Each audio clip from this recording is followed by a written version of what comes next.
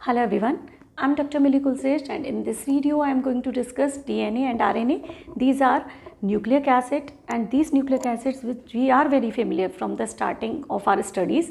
हमने इनके नाम सुने हैं, हमने इनके full form याद भी किए हैं. तो I am starting from the full form of DNA is deoxyribonucleic acid and full form of RNA is ribonucleic acid. तो ribonucleic acid and deoxyribonucleic acid, these we are going to study today. सबसे पहली चीज़ which we have to recall is कि DNA was associated with heredity, यानी उन characteristic को जो हम अपने पेरेंट्स से लेते हैं. These characteristics are coming to us because of this DNA. जब सेल डिवाइड होता है तो क्या होता है, डीएनए का थ्रेड खुल जाता है and then one of the thread comes to the one daughter cell and another thread go to the another daughter cell and then they replicate themselves to make the complete DNA. इसका मतलब है कि जो parents का thread था वो daughter cells में जाता है and the characteristic of that thread. अब करेक्टरिस्टिक कैसे डिसाइड होती है, वो उसके स्ट्रक्चर में होती हैं. फॉर एन एग्जांपल, जैसे किसी भी सब्सटेंस को किसी भी मार्केट से हम कोई चीज़ लेते हैं तो उसका एक बारकोड होता है और वो उसका यूनिक बारकोड होता है. बिल्कुल ऐसे ही डीएनए का एक पर्टिकुलर सीक्वेंस होता है उसमें मॉलिक्यूल्स का. हम अभी पढ़ेंगे स्ट्रक्चर, तब हमें पता चलेगा कि डीएनए में एक स्ट्रक्चरल सीक्वेंस होता है जो कि एक यूनिक सीक्वेंस होता है हर स्पीशीज़ का अपना, और वही जाता है to their daughter cells and then it becomes the heredity. तो ये तो बात हुई हेरिडिटी की, but we are not going deep in this particular topic. But the main thing is कि this DNA is responsible for the hereditary character we are acquiring for our parents. And this RNA जो है ना, this RNA is responsible for the protein synthesis in our body. तो first of all I am going to start with structure of these DNA and RNA. ठीक है, तो structure में सबसे पहले we have to understand what type of molecule it is. It is a large polymer. अब polymer term आते ही सबसे पहली चीज़ आती है, पॉलीमर मीन्स द सब्सटेंस या the molecule which has repeating structural unit. तो कोई भी पॉलीमर इसलिए होता है क्योंकि उसमें छोटी छोटी सेम टाइप ऑफ यूनिट्स खुद को रिपीट करती हैं टू द लॉन्ग एक्सटेंट. तो एक बड़ा सा मॉलिक्यूल जिसमें छोटी छोटी सेम यूनिट रिपीट हो रही हूँ उसको हम बोलते हैं पॉलीमर. अब ये भी पॉलीमर है, तो what are the small units repeating in this polymer. The first thing is कि this is the polymer of nucleotides. तो इसकी रिपीटिंग यूनिट कौन सी है, न्यूक्लियोटाइड्स. रिपीटिंग यूनिट्स न्यूक्लियोटाइड्स हो गई. अब many of the nucleotides will be stack together to form a long chain of this DNA या RNA. तो इसकी रिपीटिंग यूनिट्स होनी चाहिए. अब ये क्या है, what is nucleotide. Actually nucleotide is composed of 3 small molecules. The first one is base which is a nitrogenous base, actually nitrogenous base. Second thing is sugar, which is always a pentose sugar. And third thing which is making this nucleotide is phosphate group. So this nucleotide is the unit which is repeating itself. But this nucleotide is composed of 3 parts, nitrogenous base, sugar and phosphate group. ठीक है, तो ये nucleotide होता है जो खुद को repeat करता है. अब हम एक एक करके धीरे धीरे करके we will study what are the 3 components of this nucleotide and how they are connected with each other. ठीक है, तो सबसे पहले I am taking nitrogenous base. तो सबसे पहले मैं नाइट्रोजनस बेस ले रही हूँ. Now let us see what are these nitrogenous bases and how they help in making of DNA and RNA. Let us first of all talk about these bases. तो there are 2 category of bases which we have in our syllabus for DNA and RNA. वैसे तो बहुत सारे basis होते हैं nitrogenous bases, उनके derivatives भी होते हैं, बट हमारे सिलेबस में केवल 4 या 5 कह सकती हूँ क्योंकि आरएनए में एक थोड़ा सा डिफरेंट होता है. तो हियर सबसे पहले we are going to study कि what 2 nitrogenous bases we have. ये जो आपको स्ट्रक्चर दिख रहा है, this is a type of nitrogenous base जिसका नाम है पिरिमिडीन. क्या बोलते हैं इन्हें, pyrimidine. And this structure is of purine base. तो basically these two are the category of bases and these are pyrimidine bases, जहाँ पर ये जो रिंग आपको दिख रही है, this ring is a heterocyclic ring. Heterocyclic ring क्या होती है? जैसे आप लोग बेंजीन रिंग बनाते थे, तो बेंजीन रिंग में क्या होता था कि सारे के सारे कार्बन होते हैं which are connected to form a ring, ऐसे करके। यहाँ पे every corner is indicating what? Carbon carbon carbon carbon carbon and carbon, जबकि यहाँ पे can you see there carbon carbon carbon and then nitrogen, then carbon and then nitrogen. तो इस तरीके की रिंग को हम बोलते हैं हेट्रोसाइक्लिक रिंग, और ये जो रिंग है उसको हम बोलते हैं होमोसाइक्लिक रिंग। ठीक है, हमें ज़्यादा डिटेल में नहीं जाना है, but you just understand the term, these are the heterocyclic nitrogenous bases. तो अब ये नाइट्रोजनस बेसिस है, इसमें व्हाट इज़ हैपनिंग हियर, देखो डबल बॉन्ड सेटिस्फाई कर रहे हैं किसको? नाइट्रोजन के को सेटिस्फाई कर रहे हैं। जहाँ पर डबल बॉन्ड नहीं, लाइक कार्बन की वैलेंसी सेटिस्फाइड नहीं है, वहाँ पर हाइड्रोजन है। ठीक है, ज़्यादा डिटेल में ना जाते हुए I will let you know कि this is the structure called pyrimidine structure, pyrimidine type of base, and this is purine base. Purine जो बेस दिख रहा है वो आपको दो टाइप के मॉलिक्यूल्स का कॉम्बिनेशन दिखेगा। This one you can just compare here. ये क्या है? Purine bases are the combination of pyrimidine plus imidazole। तो आपको इसमें दो पार्ट्स दिख रहे हैं, this part is imidazole part and this part is pyrimidine part. So this purine is made up of two hydrocyclic part. One is pyrimidine base and second is imidazole base. तो ये दोनों का combination को हम बोलते हैं purine. तो basically दो type के bases are present in the DNA and RNA, purine bases and pyrimidine bases. अब बात करते हैं what are the name of these bases which are present. Purine and pyrimidine type हैं, कौन कौन से bases हैं? I am going to write down these bases. These are 1, 2, 3 and 4 type of bases. Adenine, guanine, thymine and cytosine. These are the 4 bases present in DNA. अब ये दो bases जो हैं, these are called purine bases. मतलब इनके जो structure हैं वो इससे रिजेंबल करेंगे। फ़र्क क्या होगा कि किसी में यहाँ पे लाइक ये जो कार्बन दिया है, यहाँ दिया है कार्बन है ना, इस कार्बन के साथ किसी में NH2 लगा है, किसी में डबल बॉन्ड O लगा है, तो these are the derivatives of purine bases. तो प्यूरिन बेसिस के छोटे छोटे वेरिएशन हैं ये, ओके। और जबकि ये दोनों क्या हैं? These are pyrimidine basis.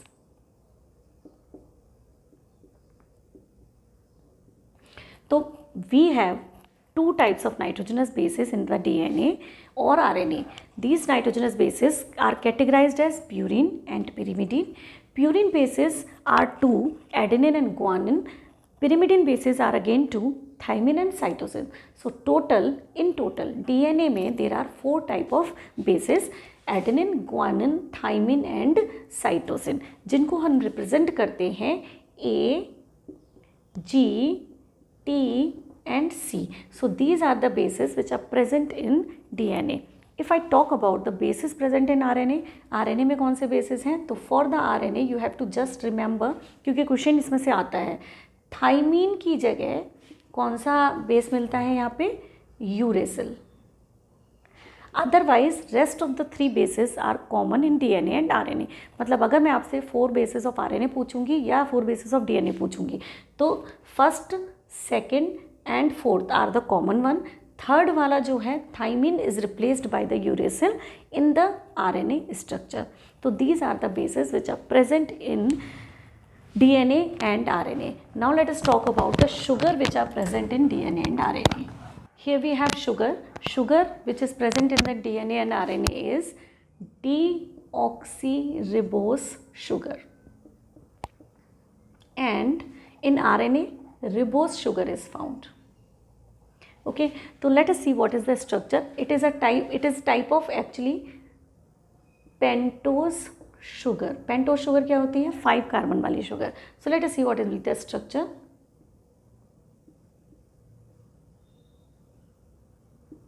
This is the structure of this sugar. मैंने इसका रिंग बना दिया। अब इस रिंग में we have OH and H, H, OH, H, OH, H and CH2OH. So can you count the number of carbon atom present here? So here it is carbon number 1, carbon number 2, 3, 4, and 5 because there are 5 carbon, मैं ऐसे बोलूँगी pentose sugar. अब इसके structure में at the second carbon can you observe there is OH group at the down side. तो जब इस तरीके के शुगर में OH ग्रुप होता है to the down side, this type of sugar is called ribose sugar. और जब मैं इसमें से O हटा देती हूँ then it is called deoxyribose sugar, यानी कि बिना ऑक्सीजन वाली deoxy. Can you understand this? Deoxy बिना ऑक्सीजन वाली। तो अगर इसमें O है तो it is actually ribose sugar, अगर इसमें O नहीं है तो इट इज़ डीऑक्सीरिबोस शुगर। तो basically this is OH which I have drawn here, ये रिबोस शुगर का स्ट्रक्चर है। अगर आपको डीऑक्सीरिबोस शुगर शो करनी है तो in short you can show it like H and H, ये तो है ही H OH H OH H CH2OH. So this is your ribose deoxyribose sugar and this is your ribose sugar. Fine. So these two sugars are present in DNA and RNA. DNA में deoxyribose, RNA में ribose. ठीक है, अब बात करते हैं phosphoric acid की। Actually phosphoric acid क्या होता है? Phosphoric acid is use to connect these units with each other. तो ये हम देखेंगे कैसे deoxyribose sugar and this base are connected to form the long chain, to form the nucleotide. तो पहले एक चीज़ और मैं यहाँ पे रिमाइंड कराना चाहूँगी आपको। ये देखिए, बेस और शुगर का जो कॉम्बिनेशन है इसको हम बोलते हैं न्यूक्लियोसाइड, और तीनों को मिला के हमने क्या बोला था? न्यूक्लियोटाइड। ओके, तो हम यहाँ पे आप एक एक करके देखते हैं कि हाउ दे आर कनेक्टेड। ठीक है, मैं यहाँ पे ड्रॉ करने वाली हूँ आपका। सबसे पहले I am going to draw sugar. Look, अब बहुत ध्यान से देखिएगा। This is OH here, this is H OH H OH H and CH2। मैं इसे इस तरीके से लिखती हूँ CH2OH। Fine, now this is your sugar. इस शुगर को we are going to connect with the base this side. तो मैं इसको यहाँ से किससे कनेक्ट करने वाली हूँ? बेस से। तो यहाँ से it is connected with base. Okay, अब बेस का जो H होगा और इसका जो OH होगा, they are going to make the connection. तो H और OH मिलके इसका बेस का कनेक्शन होगा। तो कुल मिला के it is going to connect with the base. ठीक है, तो one side your ribose sugar is connected with the base, another side let us see what is there, base sugar and phosphate. तो यहाँ मुझे बनाना पड़ेगा फॉस्फेट। तो late us सी phosphate क्या है? Double bond O O O, इसे मैं यहाँ बनाती हूँ O एंड वन और O माइनस। यहाँ पे this is actually what is phosphate? Phosphoric acid OH OH and OH। अब इसका H एंड इसका OH are going to remove water molecule when they connect with each other. और जब ये water molecule निकलेगा तो क्या बनेगा? Can I connect this way? CH2O and P connection. In the same way ये आपका जो बना है दिस यूनिट, ये जो चीज़ बनी है ना, this is what? See the connection, phosphate sugar base. तो ये बन गया फॉस्फेट शुगर एंड बेस। तो फॉस्फोरिक एसिड का शुगर एंड बेस के साथ कनेक्शन, ये हो गया आपका एक न्यूक्लियोटाइड। ठीक है, ये है आपका न्यूक्लियोसाइड। और जब ये कनेक्ट होगा with the another repeating unit that is another nucleotide, वो कैसे होगा? I am drawing it again. अब क्या रिपीट होगा? देखो, बेस शुगर फॉस्फेट। अब फॉस्फेट के बाद again it is going to connect with the sugar and then it is again going to connect with the phosphate. तो अब मैं एक और ड्रॉ कर रही हूँ शुगर। जी, check this out. Now this is your sugar. Again this is connected here with the base.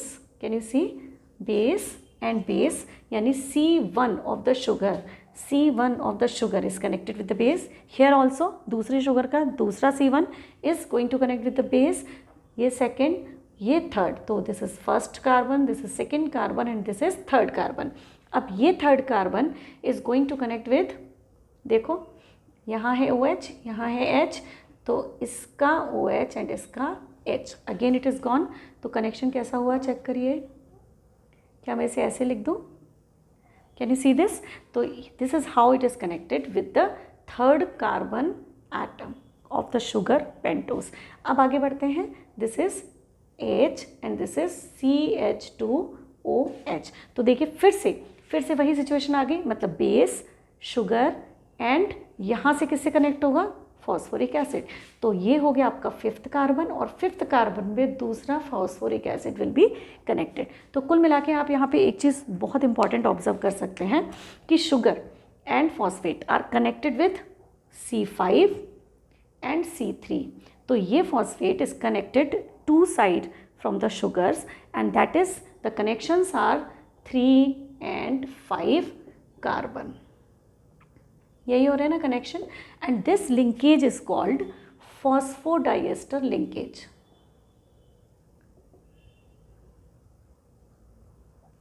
अब ये फॉस्फोडाइएस्टर लिंकेज का क्या मतलब है, देखो फॉस्फोडाइएस्टर लिंकेज का मतलब है कि जब भी फॉस्फोरिक एसिड के 2 OH group, can you see this, phosphoric acid ये होता है आपका फॉस्फोरिक एसिड H3PO4, ठीक है। तो इस फॉस्फोरिक एसिड के 2 OH group are connected with the 2 other molecule, तब हम उस लिंकेज को बोलते हैं फॉस्फोडाइएस्टर लिंकेज। यानी यहाँ पे एसिड के 2 मॉलिक्यूल कनेक्ट हुए हैं शुगर के 2 OH के साथ। तो जब एसिड का H एंड शुगर का OH मिलता है तो आपका कौन सा बॉन्ड बनता है, एस्टर फॉर्मेशन। तो this is why it is called phosphodiester linkage. तो याद रखिएगा, in the formation of long chain of polymer of DNA या लॉन्ग चेन ऑफ DNA के प्रिपरेशन में which type of linkages are involve, phosphodiester linkages. क्यों कहते हैं इन्हें फॉस्फोडाइएस्टर लिंकेजेस, क्योंकि फॉस्फोरिक एसिड के 2 OH के साथ 2 डिफरेंट शुगर के OH are connected to form the link, that is why this is called phosphodiester linkage। I hope it is clear। तो ये जो आपका थ्रेड बन के आ रहा है, यानी base sugar phosphoric acid, base sugar phosphoric acid, फिर बेस शुगर फॉस्फोरिक एसिड, तो इस तरीके से आपका ये लिंकेज बनता जाएगा and you will get a thread ultimately which will be having a long chain having backbone made up of phosphate and sugar. तो आपको मिलेगा, देखिए मैं यहाँ से शुरू कर रही हूँ, है ना। First you will get sugar which will be connected with base, okay. This sugar will be connected with phosphate and then it will be connected with sugar and sugar will be connected with base, isn't it? तो ये इसी तरीके से thread बनता जाएगा। Then sugar will be connected with phosphate, phosphate will be connected with sugar and sugar will be connected with base. तो इसी तरीके से ये थ्रेड बनने वाला है। जब ये थ्रेड इस तरीके से बनेगा तो आपका backbone, can you see this, base क्या बना रहा है, sugar phosphate sugar phosphate sugar phosphate sugar phosphate will B repeating. तो जो आपके थ्रेड की बैकबोन बन रही है वो किसकी वजह से बन रही है, शुगर एंड फॉस्फेट की वजह से। अगर हम बेसिस को ऑब्जर्व करें और अब उन पर वही बेसिस लगाएं जो हमारे adenine guanine thymine and cytosine है, तो अब मैं स्ट्रक्चर को कैसे लिख सकती हूँ, कैन यू ऑब्जर्व दिस, मैं शुगर फॉस्फेट शुगर फॉस्फेट ये लिख देती हूँ यहाँ पे, है ना। अब बेस की जगह can I have adenine guanine thymine and cytosine, फिर suppose it is adenine and guanine, ठीक ना। वन थिंग वी नो कि DNA का एक धागा खुद को 2 थ्रेड्स में कन्वर्ट कर सकता है। तो क्या होगा, जो दूसरा धागा बनेगा वो इसका क्या होगा, कॉम्प्लीमेंट्री होगा। फॉर एन एग्जाम्पल SP, तो जो शुगर है, शुगर के साथ क्या कनेक्टेड है हमारा, बेस। तो बेस G, जहाँ पे ग्वानिन बेस होगा वहाँ पे साइटोसिन बेस बनेगा, जहाँ पे एडेनिन होगा वहाँ पे थाइमिन होगा, जहाँ पे साइटोसिन होगा वहाँ पे ग्वानिन होगा, जहाँ पे एडेनिन होगा वहाँ पे थाइमिन होगा। तो इस तरीके से ये एक दूसरे को कॉम्प्लीमेंट करके दूसरा थ्रेड को कंप्लीट करेगा। तो बेसिकली ये जो डबल हेलिक्स मॉडल बन रहा है, ये डबल हेलिक्स मॉडल एक दूसरे के कॉम्प्लीमेंट्री हैं। तो this is called DNA structure. One thing is very important here, the first thing is कि this DNA is a long chain polymer of nucleotide.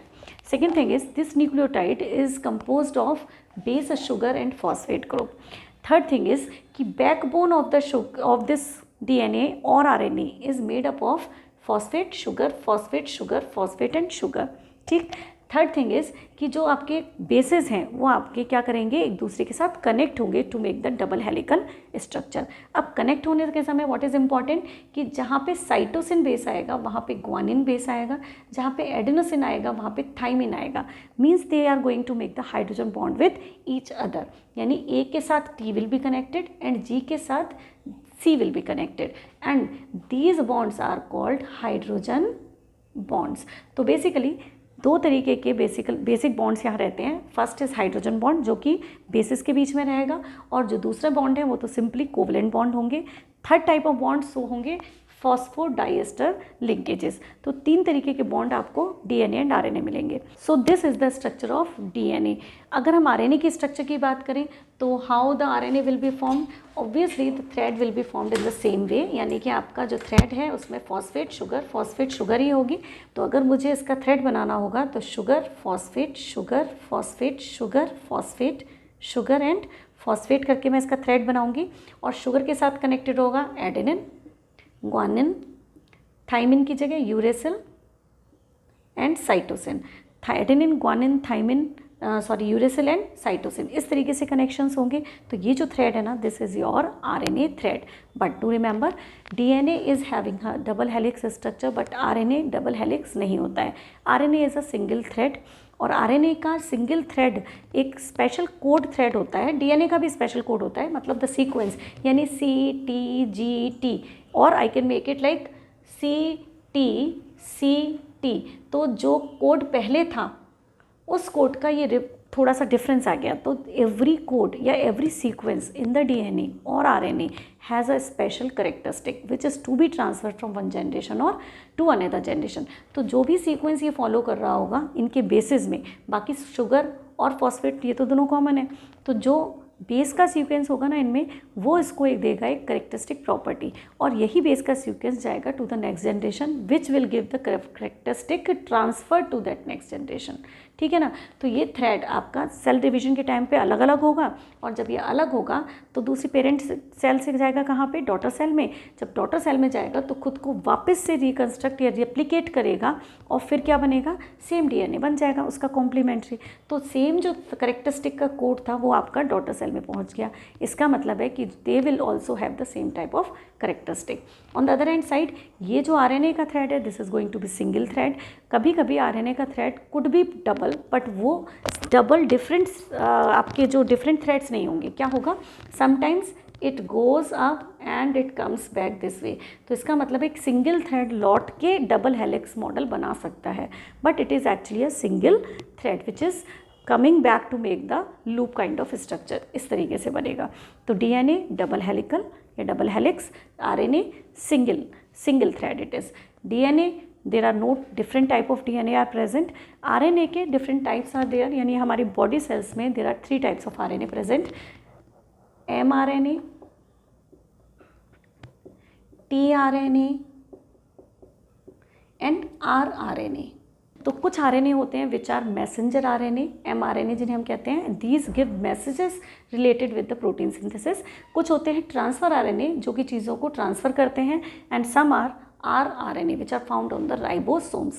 All of them are connected with the protein synthesis. So there are 3 type of RNA present in our body cells, that is mRNA, rRNA and tRNA. जबकि DNA are of only single type. One more important thing is here, that is कि जो ये sequence आप देख रहे हैं ना, जैसे CTC, ये क्या है, दीज आर द बेसिस। अगर मैं C को हटाकर यहाँ पे T लिख दूँ और T को हटाकर यहाँ C लिख दूँ तो क्या होगा, sequence will change and that unique sequence of that particular thread. तो जैसे ही मैं सीक्वेंस चेंज करती हूँ of the basis, the sequence change होते ही उसका प्रॉपर्टी विल चेंज। तो every sequence is depicting a special property. जैसे कि आपका फिंगरप्रिंट फिक्स होता है किसी का भी, मेरा फिंगरप्रिंट मेरा है, आपका फिंगरप्रिंट आपका होगा, and that can not be like no one can match your fingerprints. आपका फिंगरप्रिंट किसी और के साथ मैच नहीं कर सकता। सेम वे आपका डीएनए किसी और के साथ मैच नहीं कर सकता, because lots of basis are there, और थोड़ा थोड़ा सब में डिफरेंस होता है। जिसके फिंगरप्रिंट्स जिसके साथ मैच करते हैं, it means they are belonging to the same families, and that is how we are using this fingerprinting as a DNA fingerprinting जैसे हम अपने फिंगरप्रिंट्स को यूज़ करते हैं रिकॉग्नाइज करने के लिए, वैसे ही DNA fingerprinting is also use for the various purposes, जैसे कि पैटर्निटी टेस्ट के लिए पेरेंट्स के चाइल्ड से मैच करा के देखा, अगर मैच किया तो उनका ही बच्चा है। सेकेंड इज़ क्रिमिनल के आइडेंटिफिकेशन के लिए, मतलब हमें क्राइम सीन पर कोई रिकॉर्ड मिले, कुछ ऐसा सबूत मिला जिसको हम जिसको हम मैच करना चाहते हैं with the fingerprints of the criminal, तो अगर मैच करता है तो that can be helpful for the identification of that criminal.